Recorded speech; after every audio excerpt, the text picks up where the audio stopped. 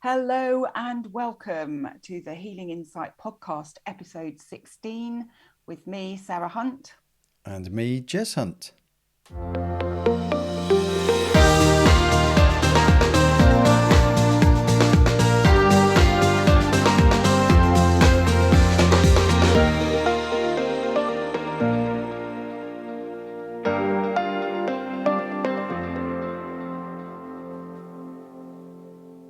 Hello and welcome, everybody. Today we will be discussing purpose. Purpose? Not Purpose. poipus. Yeah, something like that. What does purpose mean to you, Jay? Purpose.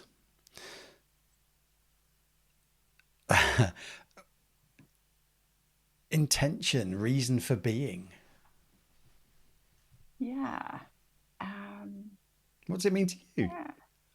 Similar, really. It's to me, when you're on purpose, you're doing what you're here to do, you're experiencing what you need to experience.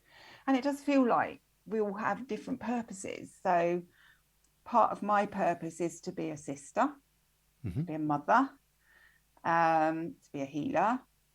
Um, and I feel that I've had different purposes throughout different times in my life. Would you agree? Yes. And I think that for me, that's a key point when we talking about purpose. A key point I wanted to make sure we brought up, which you have perfectly done so. A lot of people I've spoken to, coaching clients I've spoken to over the years, are looking for their purpose. And it seems to be a very common I'm going to call it a misunderstanding. In my opinion, misunderstanding that we only have one purpose. We're seeking our purpose. There is a purpose, and that is it.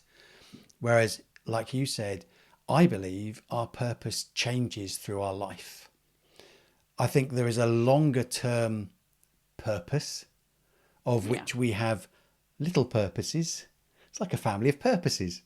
Yes. Little purposes in between that will lead us to being in that place. Yes, absolutely. I do feel though that one purpose that everybody has is to love and be loved.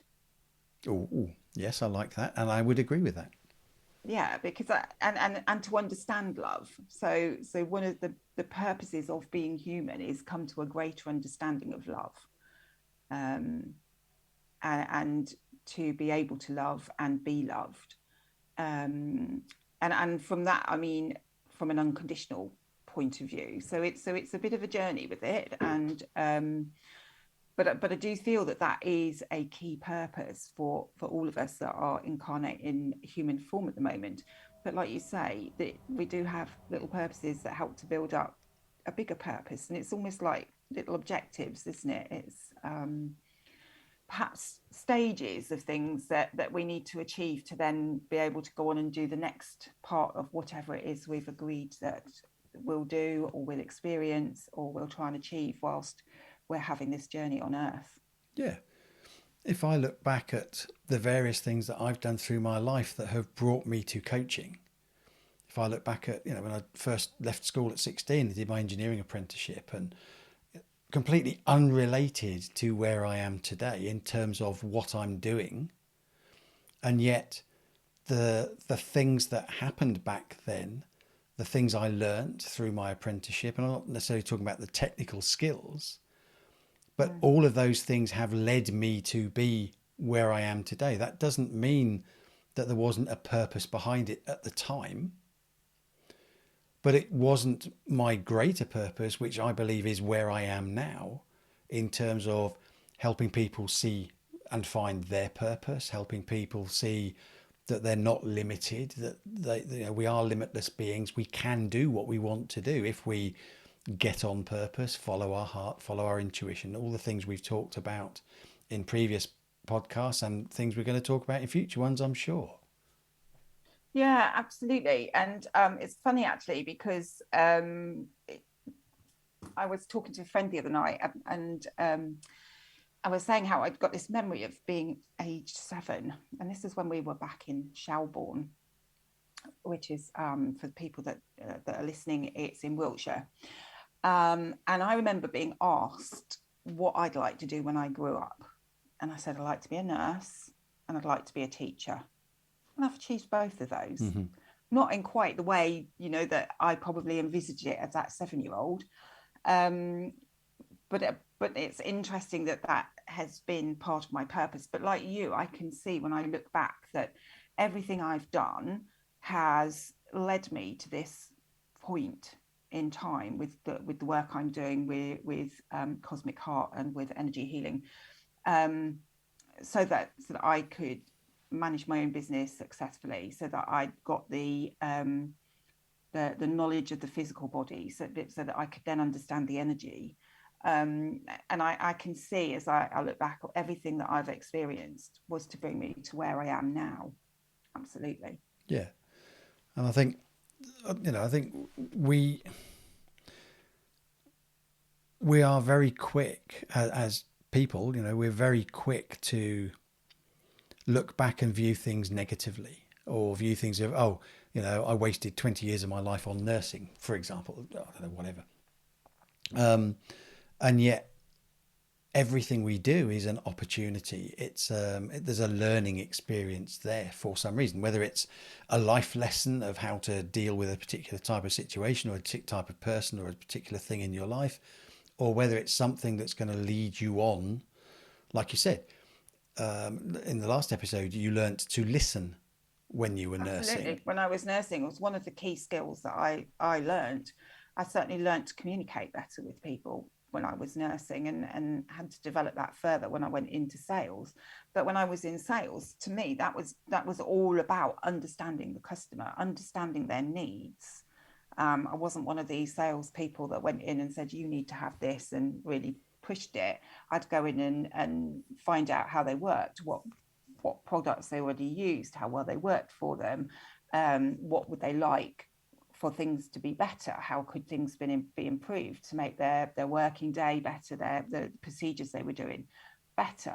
So that taught me a lot about communication, discussing and finding out, and getting out of people what's really going on, and also the business side of things as well. So I kind of learned to run my own business because I had my own territory, and Mm-hmm. it was like running my own business, although it was being run within the bigger company. So there were so many skills that I learned from all the different jobs that I did, Yeah. that have brought me to where I am now. And if you look at the learning and the listening and the communication side of things, that's exactly what you're teaching your students now. Yes, absolutely. So, yes, we want to go and search for what our purpose is, but sometimes it's not about looking, it's about going within and feeling And and being being.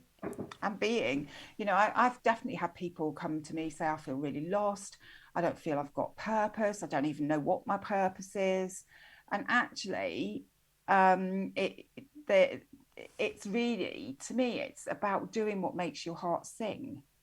It's about doing what makes you happy. And if you're doing what makes you happy, then you're on purpose, Yes.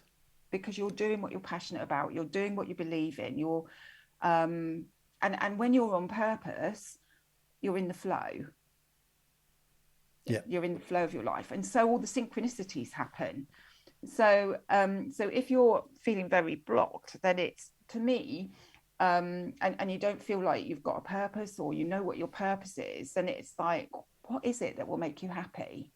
What is it that will really make you happy? What is it that makes you get up out of bed each day? and Yes. and for somebody it might be, I don't know, painting, for example, and perhaps they haven't seen that as ever being anything more than a bit of a hobby, but actually they're really passionate about it, and if they put the focus into it, they find other things slotted into place. Or maybe it is something like nursing, and but the person hasn't really felt that perhaps they're clever enough to do the course because they've changed things so much. And but if they're passionate about it, if it's there's a way, there's always a way. to get you to where it is that you feel that you'll be happy doing whatever it is you need to be doing. And for some, it may be that their purpose at this particular moment in time is to be a stay-at-home mum, and that's okay, or a stay-at-home dad. Yes. And that's okay, because that's part of what they need to experience and what they've agreed to experience on this particular journey on earth. Yeah. I think a key thing you said then was about flow. So when you're on purpose, it's like being in a canoe or a boat going down a river, following the flow of the river. So like, going down river. Yeah. And when you're not on purpose, it's like trying to paddle against the current, against Yeah. the flow. So if you're getting resistance, if things aren't being synchronous for you, I think that's the right word. If there isn't any synchronicity there, then maybe that's an indication of maybe you're not on purpose. Maybe there is something you need to look at slightly differently to what you're doing. Even if you're passionate about it, doesn't mean that it's necessarily what you should or could be doing. There are loads of options. So it goes back to listening to ourselves to a degree, for sure. Yeah, absolutely. And if there's resistance, it's like, why is there resistance? What is this resistance related to? Is it that this is what you are supposed to be doing, but you lack confidence because something's happened and you don't feel you're good enough, and so work needs to be done to kind of improve confidence, and so help you to see that you're a limitless being and you can do whatever you put your mind to. Or is it that you just are completely on the wrong path, and you need to take a detour? To me, sometimes people can be on their soul path, and I do feel that purpose is linked to soul path, and it's a bit like what the sat nav does. What my sat nav does. Sometimes it takes me the longer route. I get there, but it might have actually taken me a bit around the houses to actually get to where I want to be, instead of giving me the more direct route. And sometimes that happens, I feel, in our journey in life, and we can end up taking a slightly diverted soul path, which will still get us to the end point, but it might just take us a bit longer. It might just throw up a few things that we could have avoided, had we listened to ourselves and made sure that we were focused and doing the things that make us really happy. Mm-hmm. So for somebody that feels that they haven't got any purpose or is unsure of what their purpose is and may feel a sense of searching or something's missing or wanting, there's a technique that I've used with clients before, which is Ikigai, which is, I don't know if you've heard of Ikigai. It's a No. Japanese concept meaning along the lines of a reason for being. Oh, And you look at four key areas. And so the way it's normally presented is in what we call a Venn diagram, which is basically four circles that overlap each other. yeah. And they overlap each other so that there is one point in the middle where all four circles overlap, and that is your Ikigai. Maybe we can put a diagram up or something with the podcast in the show notes for this one. You Okay, can certainly prepare that maybe for I me. can prepare a diagram to go in the show notes for this one. But essentially, it's looking at four things. What you love. So what you love doing, what really makes your heart sing, if you like.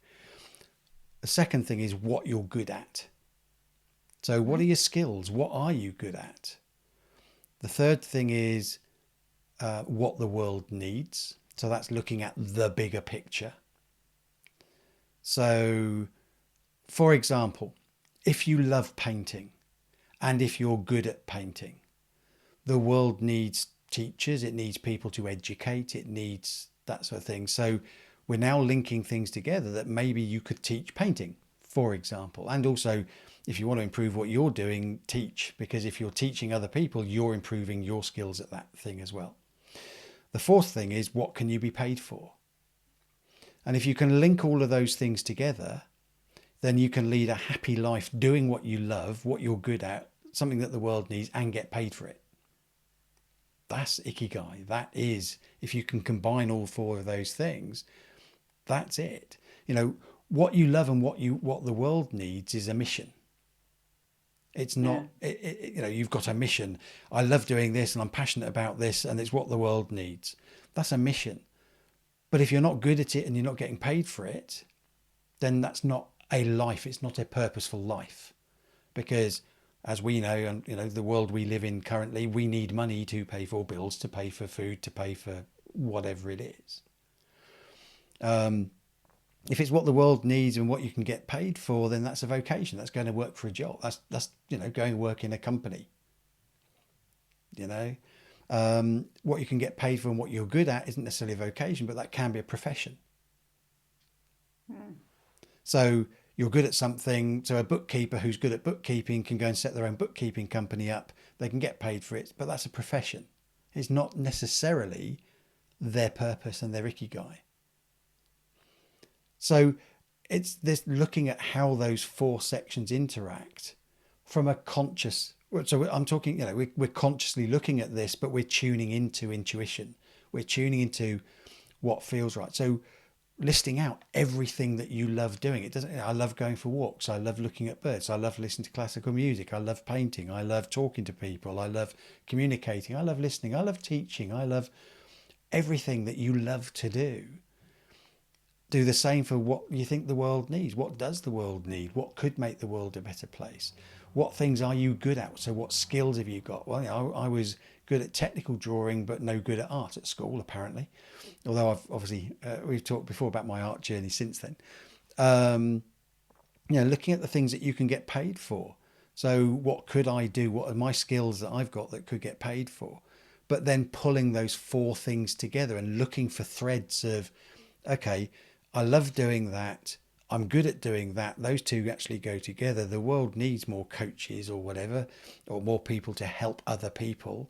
And I can get paid for that. So I'm on, is this my purpose? And it's not necessarily looking at finding one thing, it's finding things that gel together that you can then work with to see if you get into flow. Because if you get into flow and synchronicities start to happen, you are on purpose.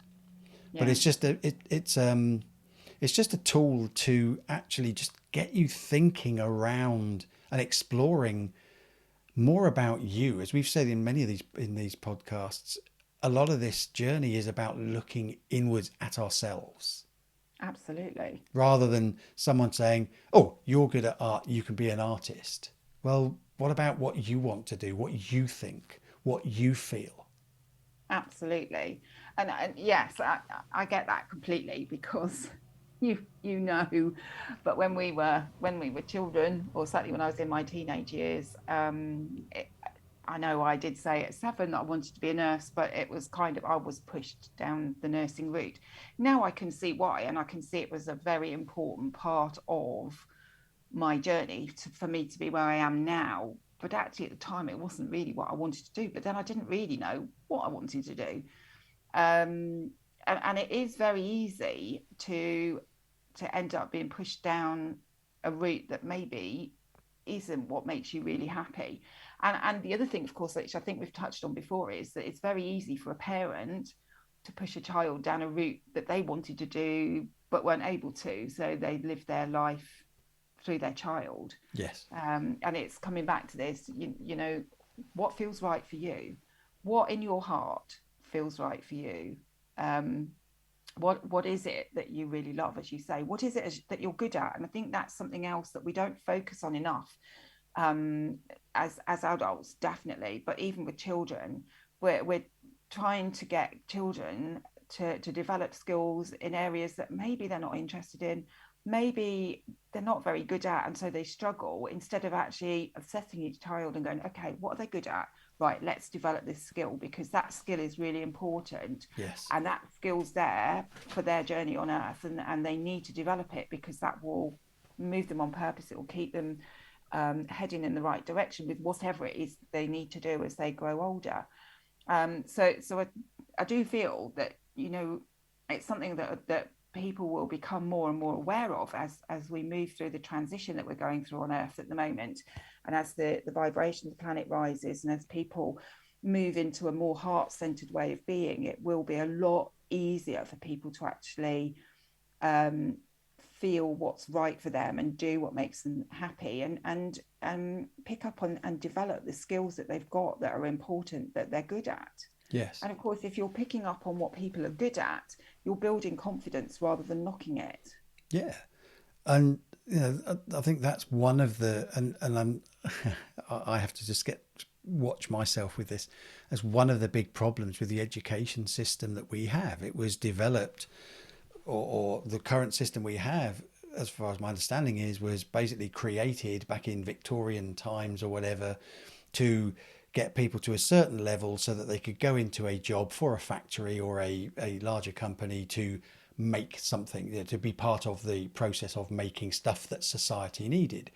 It wasn't about allowing people to express themselves and be the best they could be. It was about getting them into a little box and conforming them to be the useful member of society that the company or the society decided that you were going to be, Absolutely. And rather than, sorry, go ahead. I was just to say, absolutely, and rather than actually developing that person so that they reach their potential, that Yeah. child, that adult, whoever, and accepting them as they are, and accepting that everybody's different. Everybody brings different skills to the table, but in actual fact, often, um, the different skills that are there because they complement each other. And I've certainly seen that on my healing journey with some of the students that I've done specific additional work with, and when we've worked together as a group for something,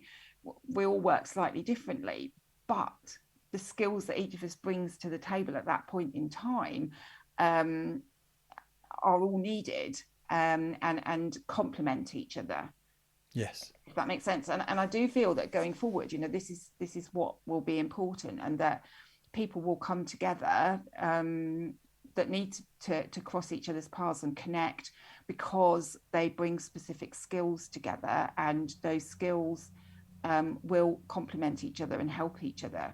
And that, whether that's in a corporation or in a small company, or running your own business, whatever it happens to be. And certainly I found that I've made connections with people when I've needed to make connections with people to help me with certain areas of my business. So, for example, um, changing my all my accounts over to an accounts package, I was scratching my head over how to do that. And I just said to the universe, is there anyone that I know that can help me? And a conversation struck up with somebody, was like, oh yeah, I'm a retired accountant, I can help you with that.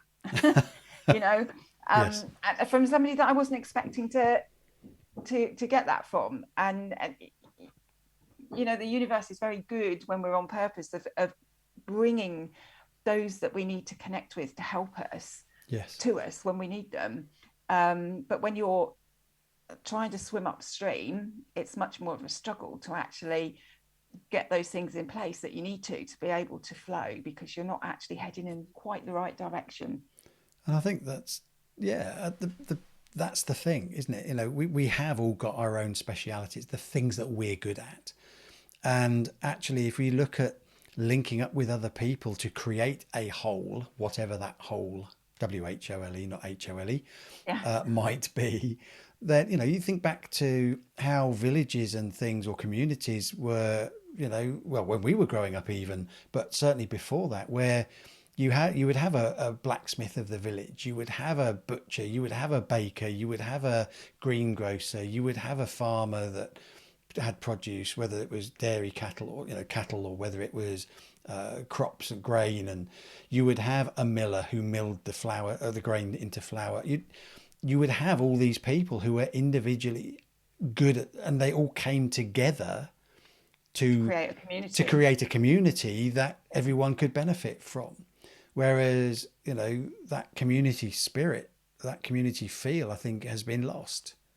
You look at us as kids. I remember even growing up in Cranfield, we had individual shops of, you know, they had the Definitely. bakery, we had the butchers, two butchers, but we had the butchers, we had the greengrocers, we had, and then supermarkets started to happen, and these little communities, these little independent sort of skills just disappeared. You know, they couldn't compete, so they shut up shop, and that's just so Yeah. sad.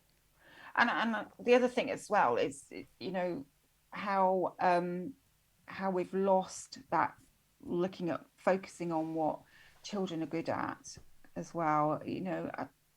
And then children are put through exams and things, and if they fail them, they're made to feel failures, when actually they're not a failure. It's just not their area of expertise. It's not their thing, and that's okay. um you know, and I look at my own children, and they, both of them struggled at school.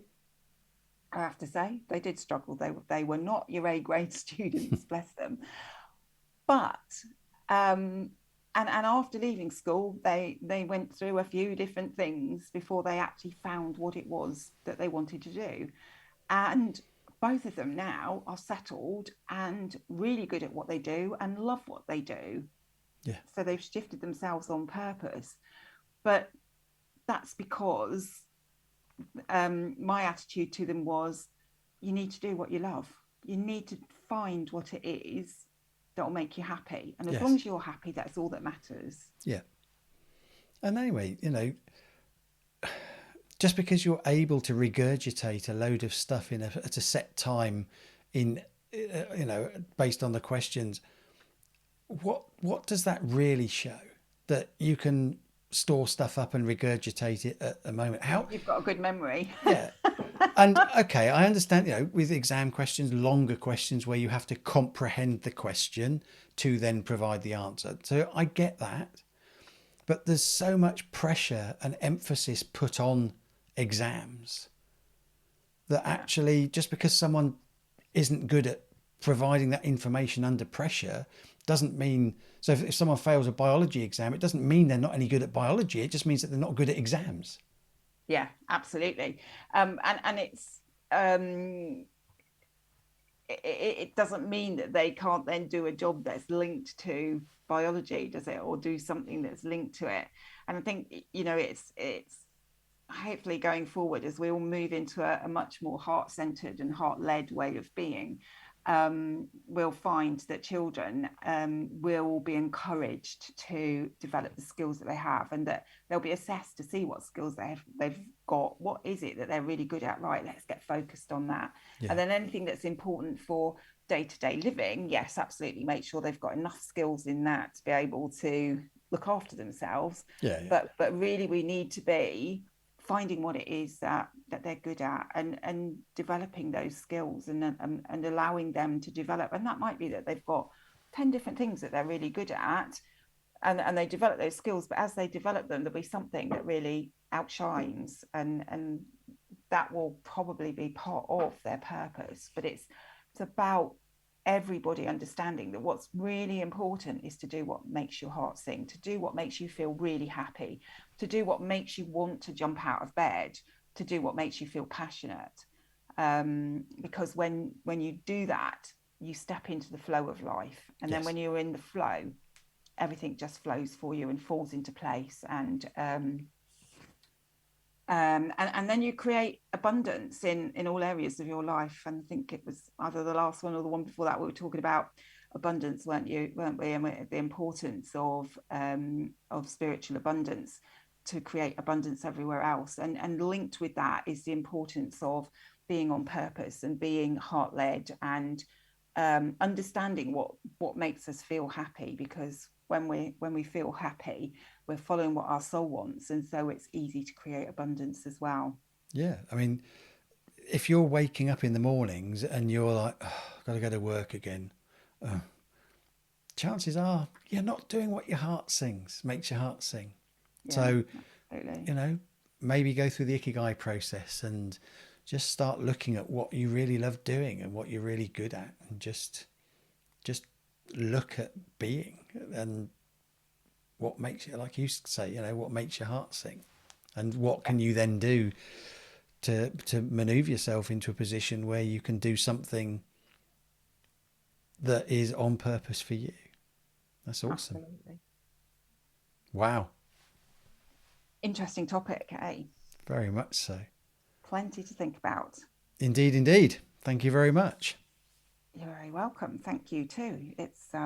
Yeah, it's great how these sessions are coming together, isn't it? It is.